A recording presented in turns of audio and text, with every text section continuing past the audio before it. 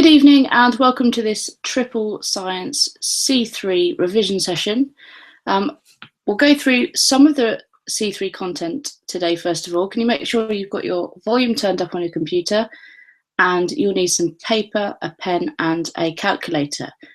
Throughout, feel free to post your name on the frog page so we know who's watching and ask any questions there. Similarly, you should be able to comment under the YouTube video. So we won't be able to cover all of the C3 content today, but we will be looking at the first half of it. So let's start off with the early periodic table then, first of all. There's a couple of scientists that we need to know about for the C3 content. The first one is Newlands and his work on the periodic table, and also Mendeleev. Now, this is Newlands' first table that he proposed. And what Newlands did is he grouped the elements in this, what we call a law of octaves. He tried to group them with similar properties, and he noticed that every eighth element, so as we go along,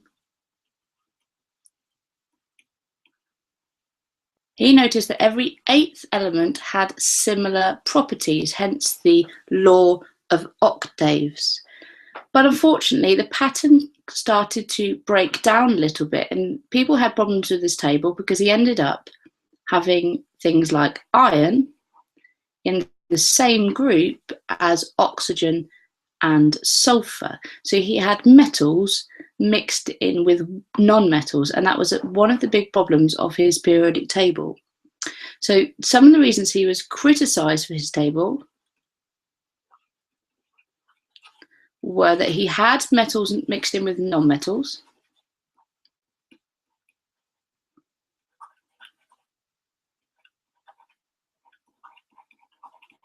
that was one of his main reasons.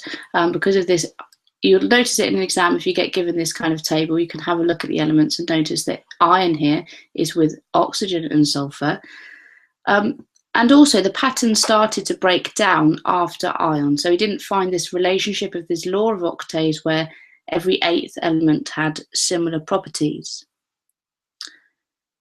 Also, not all elements in the same group had similar properties. For example, you had titanium here, and that was in the same group as silicon and carbon. So again, mixing non-metals and metals, but also the elements didn't have similar properties. So this is another reason he was criticized. Elements in the same group did not have similar properties.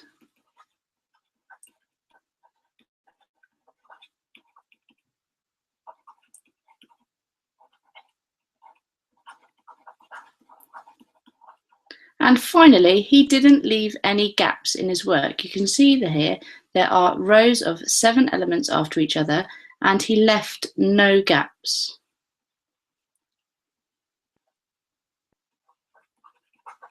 So Newlands did this work in around 1864. He published his Law of Octaves, and he came up with this kind of periodic table here, his first way of grouping all the elements together.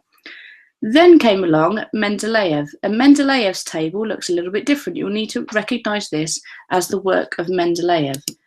Mendeleev was different because he left gaps in his table, notified by these stars here.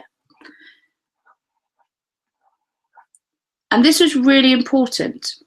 He did this work in a similar time to Newlands. He published his table just a few years later in about 1869. And there's only about 50 known elements at the time when he ordered his elements together. But he tried to group them in order of similar properties. So he grouped the elements with similar properties.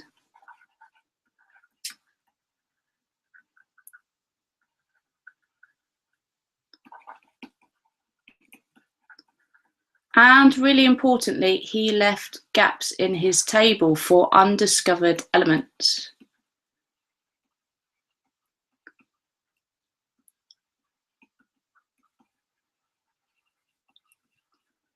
And not only that, he was actually able to predict the elements that were going to be found one day to complete these gaps. So he left gaps. He knew that elements were going to be discovered to fill these gaps that he had in his table, and he actually predicted what the elements would look like and what properties they would have.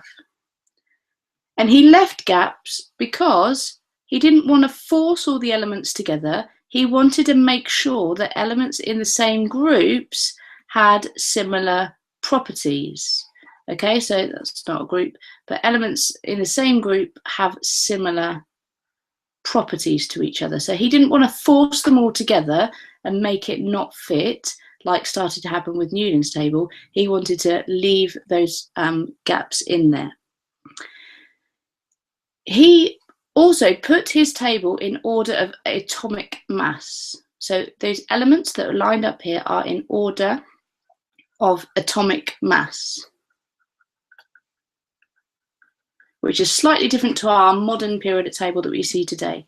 So two early ideas on the periodic table, Newlands and his law of octaves, and Mendeleev and his table of elements here. We only had about 50 at the time.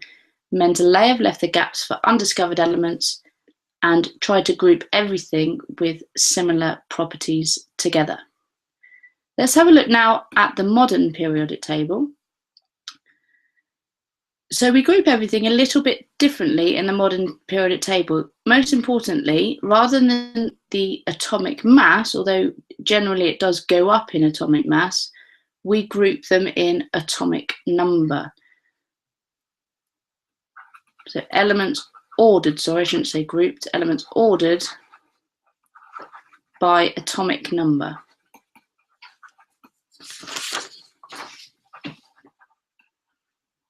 Okay, so you can see this key here is really useful to help us work out what each of these numbers and each of these letters on the periodic table means. So you make sure you use this in the exam. Loads of people ignore this key and get really stuck, but it's the most important thing, so make sure you use it. You can tell from that that the top number is the relative atomic mass. Next, you've got the relative atomic symbol, then the name of the element, followed by the proton number. And you can see that it is the proton number that orders the periodic table here. So we've got 1, 2, 3, 4, 5, 6, 7, 8, 9, and so on. All the elements are in order of atomic number, unlike Mendeleev, where they were in order of atomic mass, which is this top number instead. Now, there's a few areas of the periodic table that we need to know in a little bit more detail. First of all, we've got this group here, group 1. This is the alkali metals.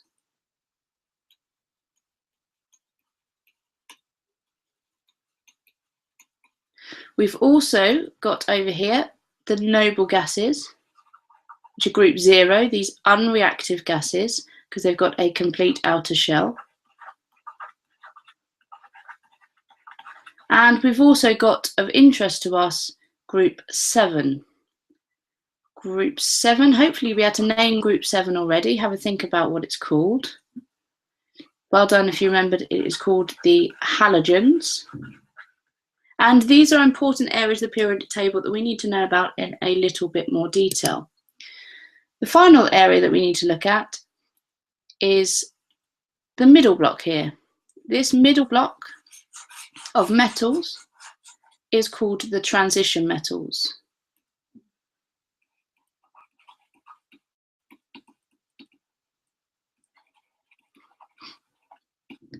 Okay, let's first of all have a look in a little bit more detail about the transition metals. So these include everyday metals like iron and nickel and copper and zinc and gold, etc.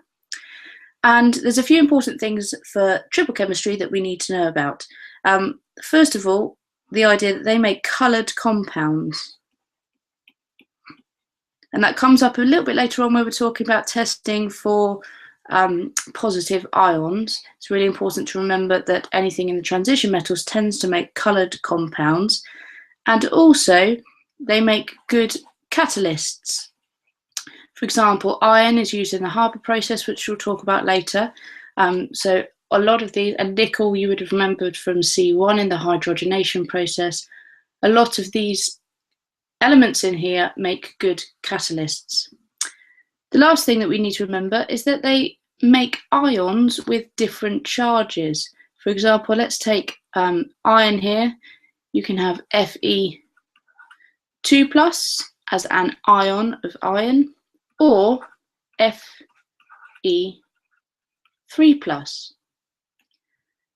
So they have different charges on their ions, and we'll talk about why just now. Because if you remember from the group number of the period, from the group of the periodic table, we've got 1, 2, 3, 4, 5, 6, 7, and 0. This tells you the number of electrons in the outer shell.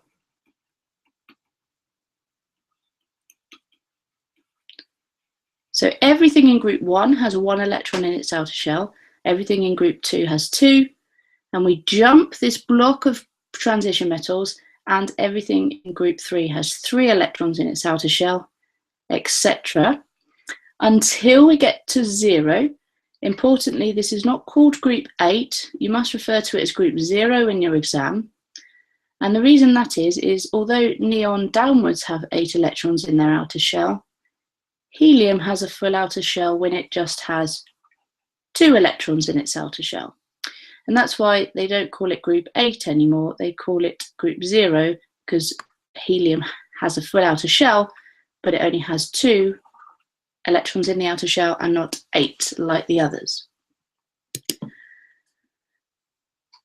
So, with this big jump then from group 2 to group 3, this might help you see that everything in the middle, these transition metals, because it doesn't come under a particular group, that will help you understand why you can have iron 2+ and iron 3+, for example, and it'd be the same for the majority of these transition metals.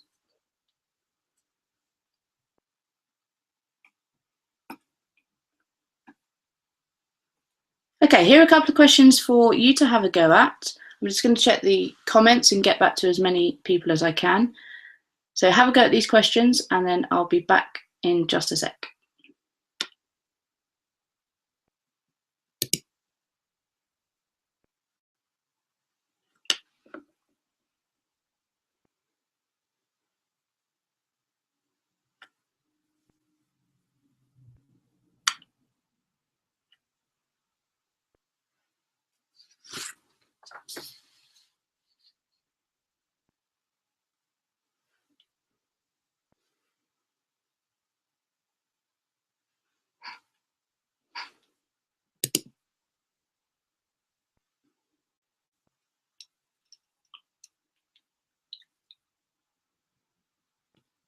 Okay, I've got back to a few of your questions there on the frog page, so refresh the page to have a look.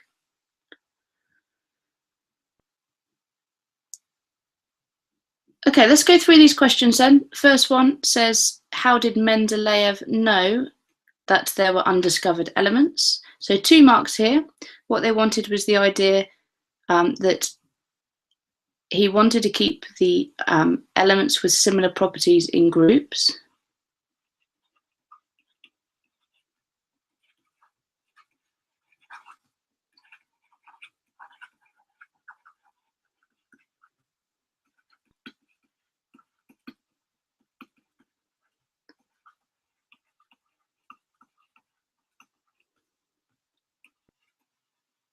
And for the second mark, the idea that so he left gaps, and that's how he knew that there were undiscovered elements that he hadn't found yet.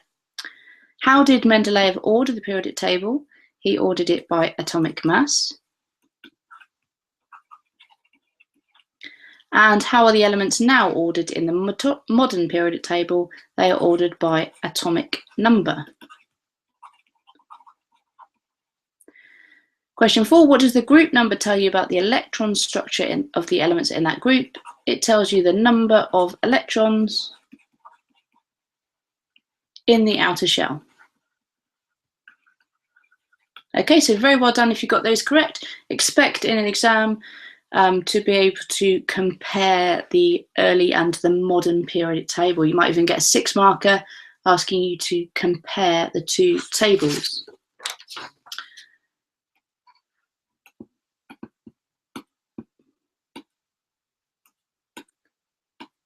Moving on then, we're going to have a look at reactivity. So still sticking with our periodic table, but we're going to have a look at reactivity.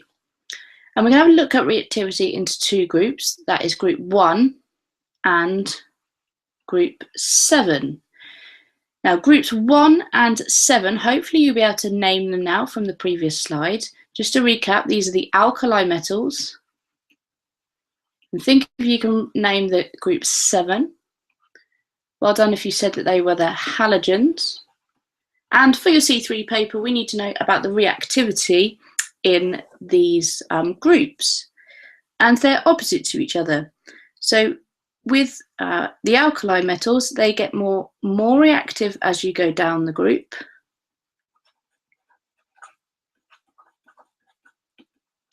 And conversely, with the halogens, they get more reactive near the top of the group. And let's think about why just now. If we take lithium, for example, on the inner shell of lithium, it would have 2 electrons, and on the outer shell, it would have 1 electron. If you take something like francium right down the bottom, again, because it's in group 1, it will have 1 electron in its outer shell, and still 2 in the middle. And I'm not going to draw them all in, but then you'd have 8, 8, etc., going up all the way to the outer shell. Now, in the inside of the atom, in the nucleus, this is where you will find the protons. Again, you can tell how many protons there are by the proton number. So francium would have 87 protons in the nucleus, and lithium would just have 3 protons. But importantly, this is where the positive charge is held. And if you remember, electrons are negatively charged. So we've got the protons in the middle with the positive charge, and the electrons around the outside with the negative charge. And when they are near each other, they experience a force of attraction between the positive and negative charge. And that's really important to get our head around. So when we're reacting the alkali metals, hopefully you'll remember from C2 and C1 about what happens to the outer electron of these alkali metals. When these metals are reacting, they will lose their outer electron. And the opposite happens to the halogens. The halogens will gain an electron. So if we're looking at reactivity, we need to think about, is it easier for the lithium ion to lose an electron, or is it easier for the lithium atom to lose an electron and become an ion, or is it easier for the francium atom to lose an electron and become an ion? Well, it's all about the distance between the outer electron and the nucleus. So if you look here, there is a short distance between the outer electron and the nucleus.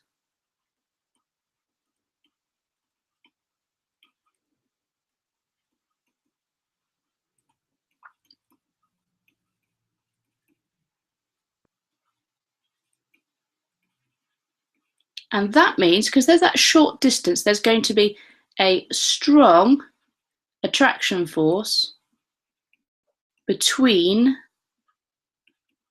the protons in the middle, between the positive charge in the middle of the nucleus, to the negative charge of the electron. So there's a strong attraction force between the positive charge in the nucleus and the electron. And that's going to try and hold on to it as much as it can. So it's not going to be particularly reactive compared to francium. Now, in the opposite side, you've got francium down here. This has a large distance between the electron on the outside and the proton in the middle. So here we've got a large distance, or larger compared to lithium, between the nucleus and the outer electron. And because of this, it is easier, a lot easier for francium to lose its electron and react than it is for lithium.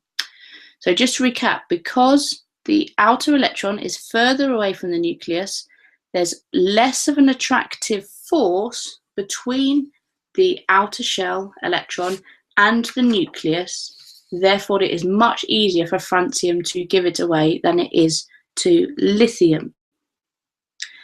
These electrons in the middle as well, we say provides more shielding. Okay, so these electrons are in the outer shell, you might see that in the exam question, they provide shielding between that outer electron and the nucleus, so that attractive force is weaker. On the other side then, we'll look at the halogens. And with the halogens, in the same kind of electrical structure, I'll just draw the outside electrons. You will have a positive nucleus, or the proton, sorry, within that nucleus, okay, providing the positive charge. And then on the outside, because they're in group 7, you'll have 7 electrons.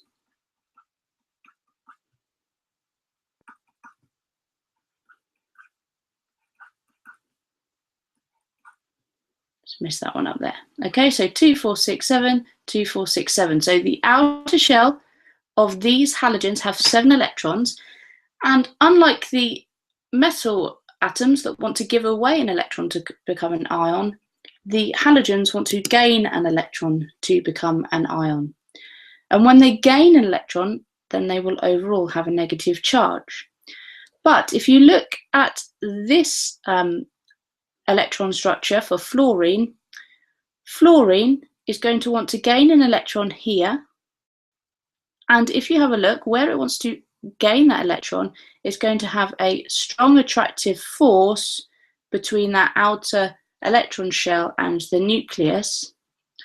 Whereas acetine down the bottom, if that wanted to gain an electron, that would have a very large distance between the positive charge in the nucleus and where it wants to gain that electron on the outside.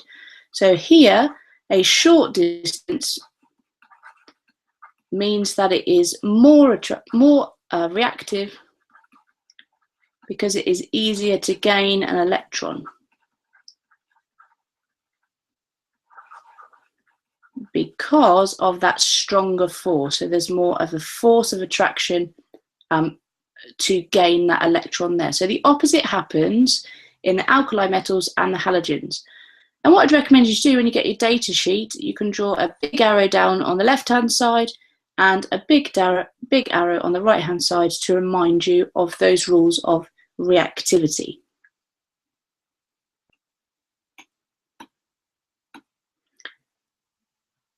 Okay, so here are a couple of questions for you to have a little go at. I'm going to check the messages on Frog whilst you do that, and then I'll come back and see how you're getting on.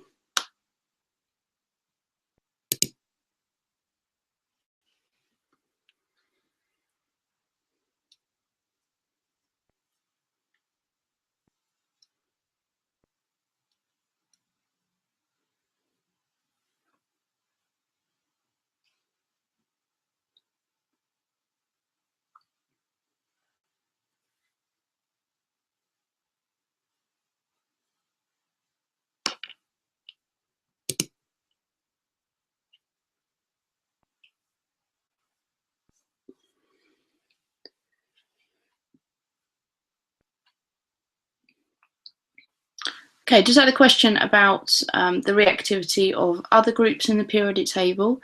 No, you won't be specifically asked about the reactivity in groups 2, 3, 4, or 5, or 6. You will only be asked about the trends in reactivity in the alkali metals and the halogens.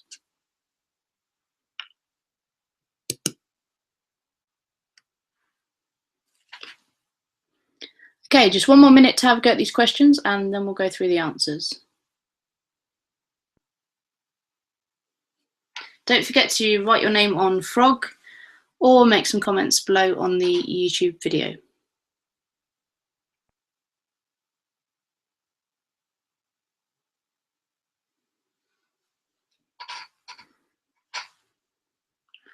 Okay, let's have a go at this question first of all. If you get this kind of thing in the exam, you first need to remind yourself how many marks there are.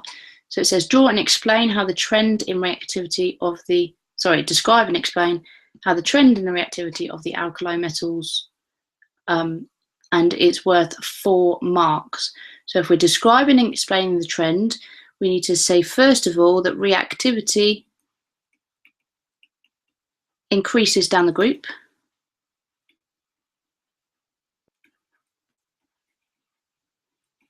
That's worth 1 mark.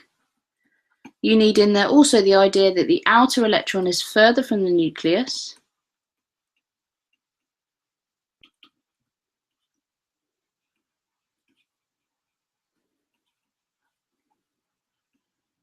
And that there's less of an attraction between the outer electron and nucleus. I'm not going to write it out in full, but less of an attraction between the outer shell and the nucleus, and then the idea that therefore electrons are lost more easily.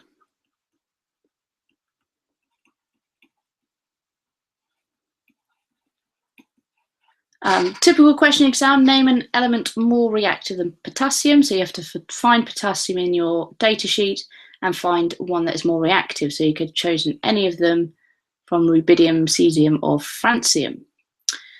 The next one is complete the equation. This says fluorine added to potassium iodide would make what? So if fluorine is more reactive, which it is, than iodine, it will displace the iodine. So you would end up on this side of the question with potassium fluoride and iodine. So just similar to how you get displacement reactions in other areas of chemistry, you need to think about the displacement reactions of the halogens. This will need to then be balanced up. So you would end up with 2Ki plus makes 2Kf, potassium fluoride. Don't forget these halogens are often diatomic, meaning they go round in twos in a similar way that O2 does and N2 and H2 does. What type of reaction is shown in question 3? Because it's linked to reactivity and kicking out something else that is less reactive, it is called a displacement reaction. So that's being able to describe what's going on in terms of why they are as reactive as they are. And these last questions just applying your understanding of that reactivity.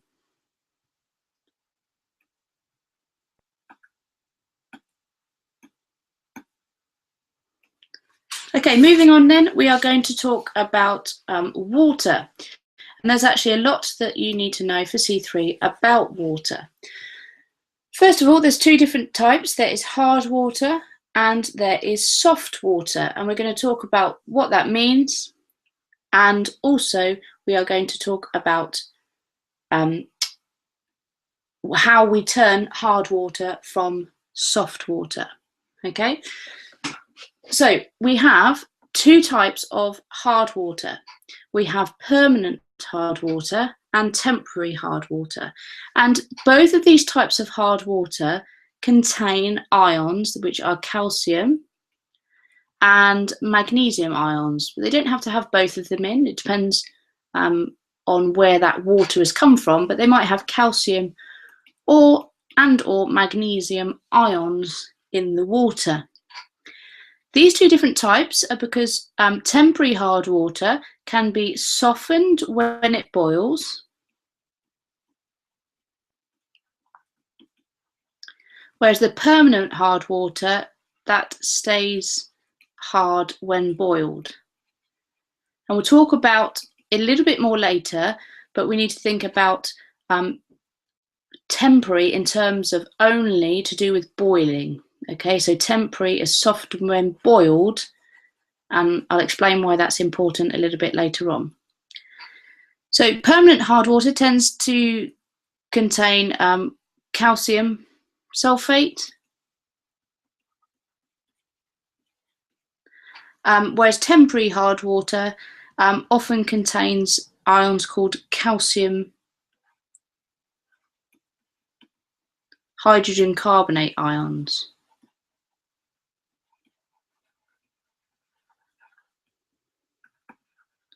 And these ions, which are written like this, calcium hydrogen carbonate, can be broken down on boiling, okay, so decomposed like a thermal decomposition reaction into CaCO3, which you would have seen loads of times before, plus water plus carbon dioxide. And it is this CaCO3, hopefully you recognise from the C1 unit, is lime scale.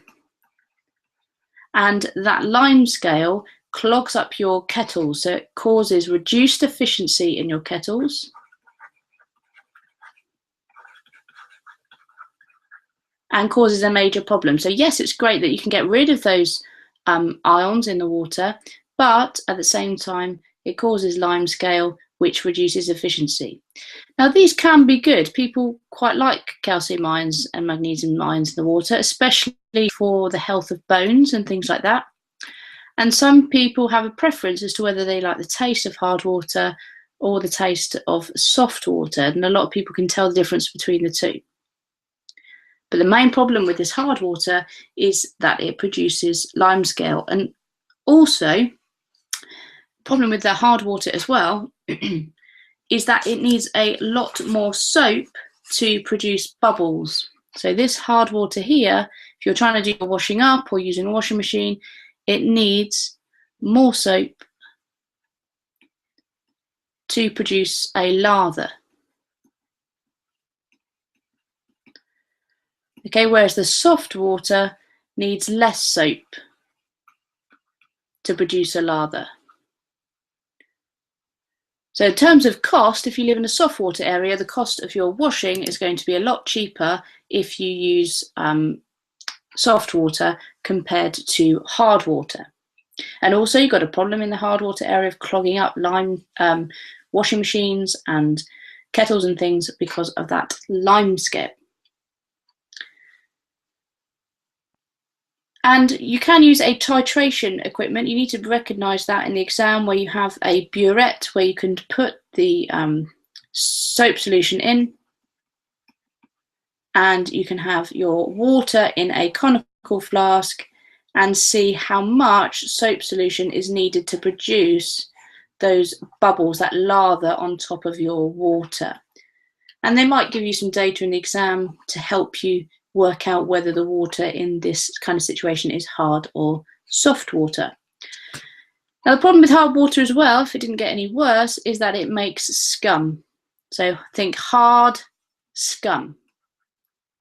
Okay, it's like something out of EastEnders. Someone's hard and they are scum.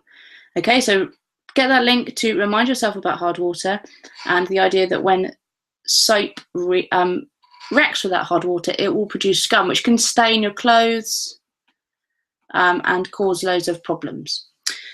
So next we're going to move on to think about how we're going to make soft water from hard water, and the two ways that you can look about softening water. And the two ways that we're going to talk about are ion exchange columns and using something called washing soda. Now, just previously I said, remember that temporary is all to do with boiling hard water and turning it into soft water by removing the ions.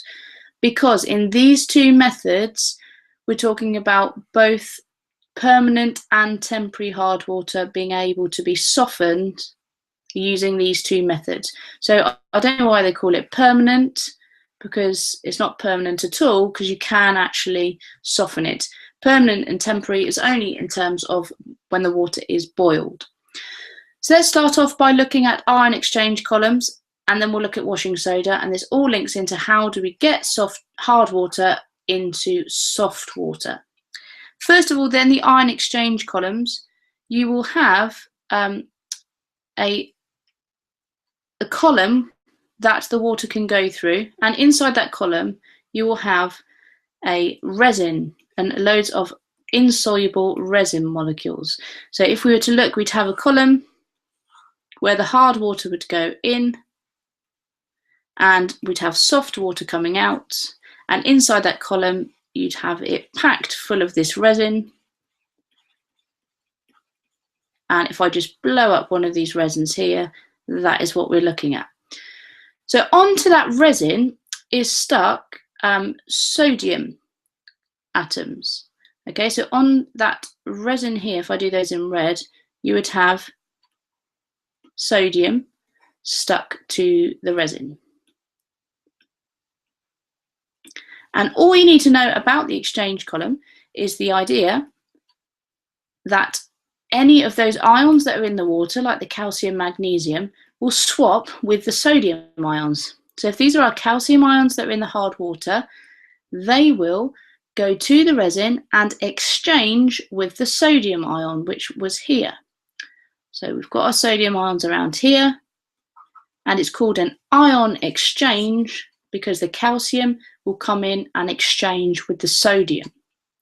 And that's all you need to know, that all the detail you need to know for an ion exchange column. You need to know that it's got this resin molecule here with the sodium ion stuck to it, and simply those hard ions in the water will come and exchange with the sodium. And then you're left with the sodium, which is just going to be left in the water, because you're going to now have a situation where you've got your calcium stuck to the resin instead, and then your sodium will be left in the water. So the calcium will now be stuck to the resin. These sodiums will leave when they're exchanged and end up in the water. So that's an ion exchange resin. You're getting rid of these ions that cause hard water, and they are being exchanged for sodium ions, which are then left in the water. Here then is our second example. We have got washing soda, which is sodium carbonate, which is Na2CO3. You will add some washing soda to your washing machine, for example, to try and make the water soft. And when it does that, the calcium ions, which are the hard ions in the water, will react with these carbonate ions, and this will make solid limescale, which you can then remove. So in this process, you're exchanging it, you're ending up with sodium ions coming out. In this process, you've got the calcium ions reacting with the carbonate ions in this washing soda or sodium carbonate, and that is going to make limescale. But the problem with this is that it's solid, and therefore it would have to be filtered out and removed. So let's think about advantages and disadvantages of these two processes then. The ion exchange is good because it's continuous and it's fast. And the disadvantage are that it leaves sodium ions in the water, and that the resin needs replacing.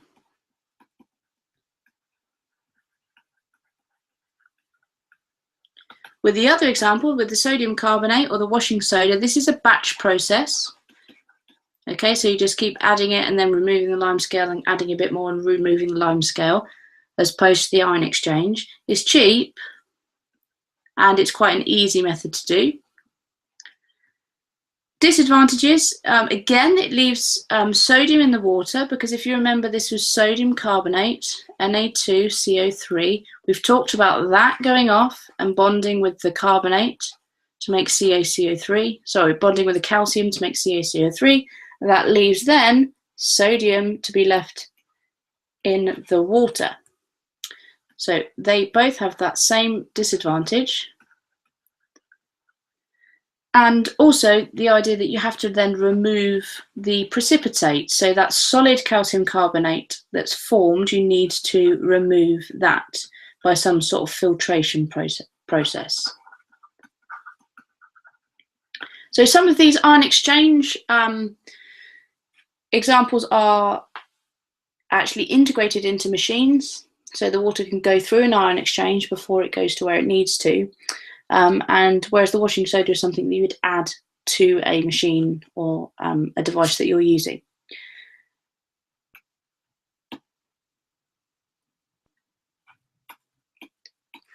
So lastly then, last bit about water before I give you a couple of questions is the idea about how we purify the water. So we talked about water softening, but now we need to talk about purification. And if you think about where water comes from, you will find it in reservoirs, so big tanks and stores of water, and that might have collected from groundwater, for example, just water running, rainwater that's then running along the ground and in the drains, and we need to clean that before we get that into our house. So there's a couple of processes that we need to do. First thing that we need to do is filter that water to remove any solids. And then secondly, we need to add chlorine to kill any microbes or reduce the number of microbes. And these are the main two processes that we do really to get the drinking water that we have out of our taps, is filter it to remove any of the solids, and obviously they'll go through loads of fine filter beds to do that. And then we add this chemical chlorine. Something else that we sometimes add to drinking water as well is fluoride. And this helps for dental hygiene and to reduce tooth decay.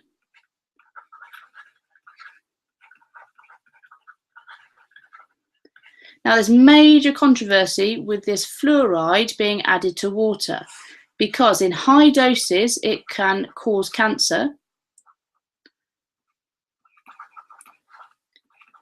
And people have a problem with it because they have no choice that it's added to the water. So this is a major problem. We're adding things to water and there's big campaigns saying that it's against our human right because we're not actually having the choice of whether that fluoride's in there or not. When we take the water out of our tap and drink it, we have no choice but to take that fluoride into our body. So the positives are that it's reducing tooth decay, which is really good considering the thousands of people that go into the NHS for tooth problems, especially young children. But it's also got this controversial side. Some people suggest there is evidence for it causing cancer, although the doses that they put it in the water at, there is no evidence for that. Okay, here's a couple of questions for you to do while I check on the questions. Have a go, write down the answers, and then I'll be back in just a tick.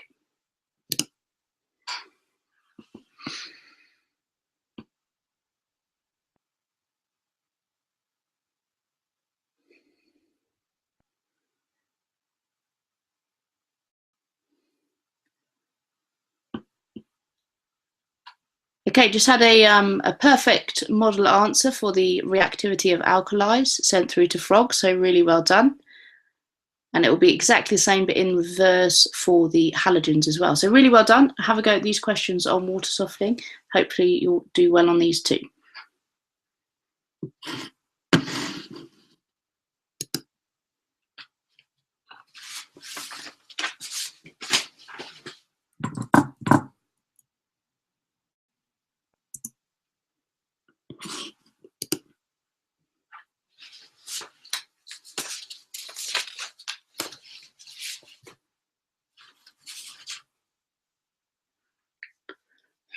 Just a reminder to make sure your name is on Frog when you're watching, and also that these videos will be available in archive as well.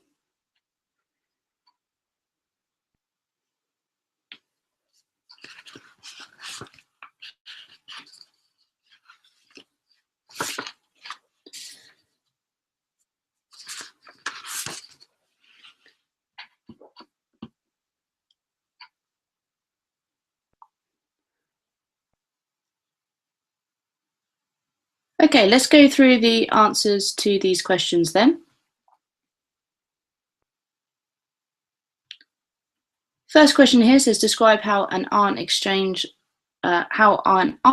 softens water. So for 3 marks, again, make sure you're highlighting how many marks you need for the question. We need the idea that calcium ions, for 1 mark, are exchanged for, 2nd mark, and sodium ions. So I told you before that you don't need to know much information about how an exchange softening works. As long as you get the idea that those hard ions in the water are exchanged for sodium ions, that is pretty much as much detail as they'll ask you. So why is chlorine added to water? You need the idea to kill microbes. Okay, or you can have sterilise the water. Much of our drinking water comes from reservoirs and groundwater. How are solid particles removed? You need the idea that they are filtered. And finally, why is adding fluoride to water controversial? For 2 marks, you need the idea that it's linked to cancer. And the idea that the consumer has no choice as to whether the fluoride is in the water or not. So very well done if you got those correct.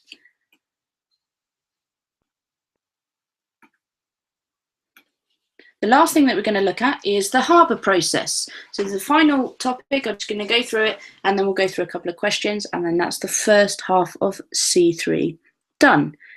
So the Haber process, you need to think about now whether you can write down the equation for the reaction that happens in the Haber process. So very well done if you could be able to do this. Write down nitrogen added to hydrogen makes ammonia, NH3. And you need to remember, you don't need to remember the state symbols for many things, but you should remember that all these 3 things are gases. And if you know how the Haber process works, you should remember this. Also, really importantly, you need to remember that this symbol means that this process is a reversible reaction. And this happens in a reactor that is a closed system. And quite simply, a closed system means nothing in and nothing out. Or the idea that none of the reactants or products can escape from that vessel. Now you will have the product being tapped off at the end because obviously you need to get the ammonia out, but in a closed system, nothing that you don't want to will escape. So in the top of this Haber process, we have hydrogen and nitrogen in, but it's really important to think about the ratio that's going in. And first of all, we need to balance this equation. So we need to put a 2 in front of the ammonia, and we need to put a 3 in front of the hydrogen. So we'll have 2 nitrogen, 6 hydrogen, 2 nitrogen, 6 hydrogen. So we're all balanced. So in the top of the reactor, in goes the nitrogen and the hydrogen in here. And this nitrogen is normally found from the air, remembering that the air is around 80% nitrogen anyway. And the hydrogen can be found from things like natural gas, or methane, and crude oil or fossil fuels. You can also get it from water as well, but that involves quite a lot of energy to split the water. So these 2 go into the reaction chamber, and here is where in the reaction vessel here where the reaction happens, and you will end up with ammonia at the bottom. And this is a gas when it's at the bottom, but to get it out, they compress it into a liquid. Okay, so the reaction itself will produce a gas as shown by this state symbol, but they'll compress it to get it out. It's a lot easier to remove something as a liquid.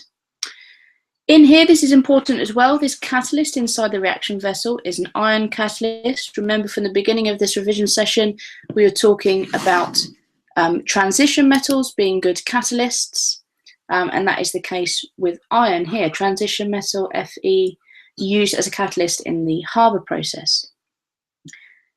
So that's the Haber process itself, nitrogen and hydrogen going in to make ammonia. But where it becomes a little bit difficult is when we talk about factors affecting the rate of this reaction because it's reversible. So if we think about a few things that can affect reactive reaction, we might think of things such as temperature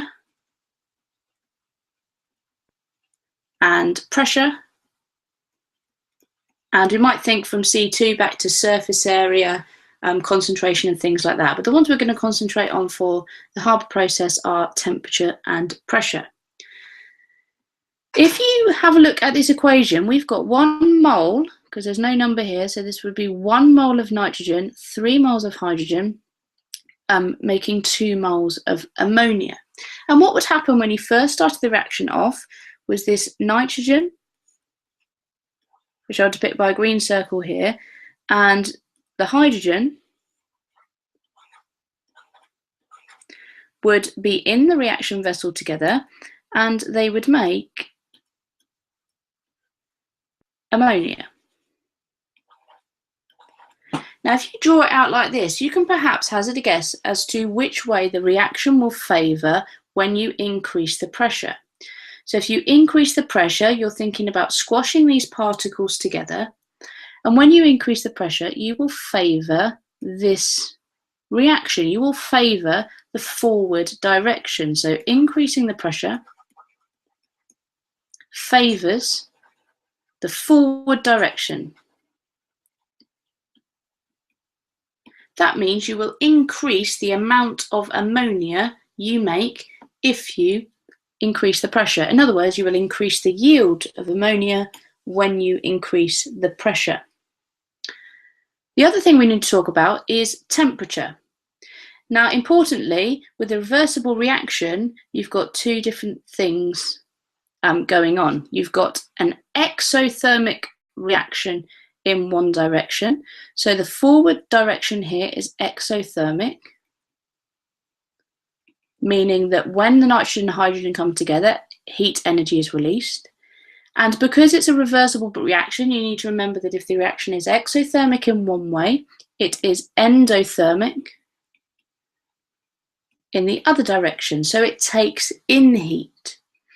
So if we change the temperature of the reaction, if we increase the temperature, you need to think about which way, forward or backwards, would be favoured by an increase in temperature. And if you think about it, endothermic reactions take in heat energy. So if you increase the temperature, you are going to favour the reverse direction. So this is where it starts to get a little bit tricky. If you increase the temperature, you favour the reverse direction.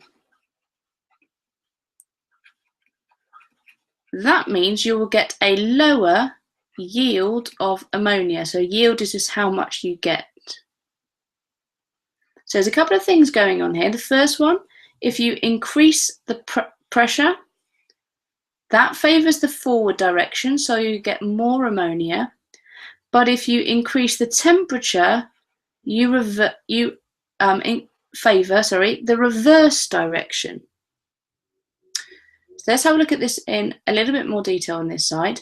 So we've said the couple of things that if you increase the temperature, you will get a lower yield of ammonia, which is what you want. You want this ammonia because we didn't mention it before, but this makes good fertilizers. So if you increase the temperature, you increase the yield of ammonia, but if you increase the pressure, you increase the yield of ammonia. So we need to relate these now to why you have these very specific temperatures and pressures for the reaction. The Haber process happens at 45 degrees and 200 atmospheres of pressure. So why do we hold the reaction at these specific conditions, 450 degrees and 200 atmospheres of pressure? You will need to remember these 2 numbers for your exam. So maybe put them on a post-it note on your wall somewhere so you can remember them. Let's talk about pressure first of all. This is a compromise. This 200 atmospheres, we would love a bigger pressure because then we get more ammonia out. But this is at 200 atmospheres because a higher pressure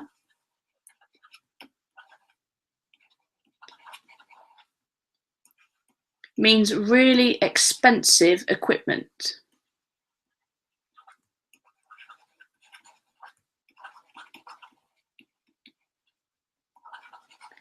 So it would be great if we had a situation where we could increase the pressure, but the trouble is we can't afford the equipment to hold such high pressures to actually produce that ammonia.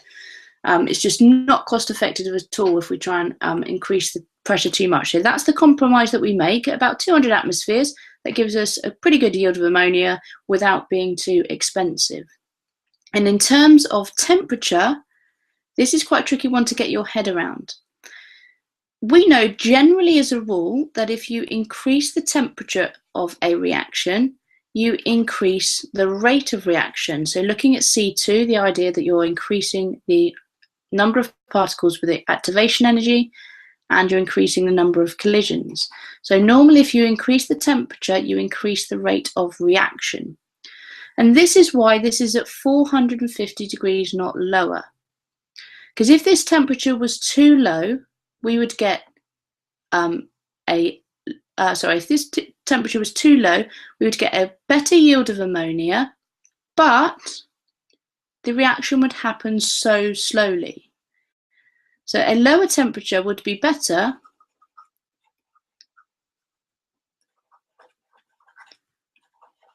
but the reaction would happen too slowly.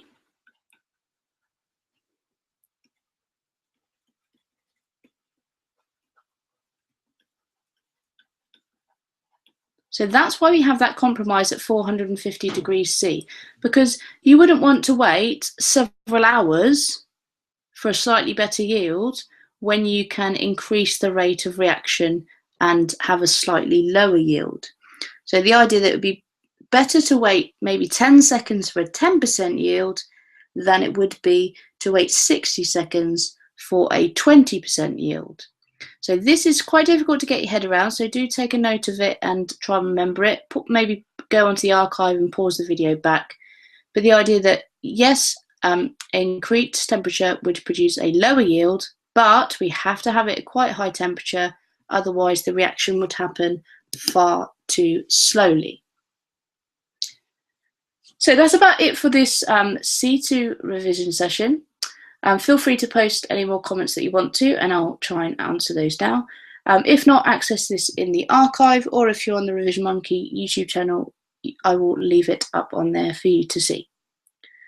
So I hope you found this revision session useful. Thanks very much for watching, and good luck for the rest of your revision. There are a few questions here on the Haber process. I'll leave those up there and you can answer those on the archive. And hopefully you'll be able to answer all of those now. So thanks very much for watching, and I'll see you next time.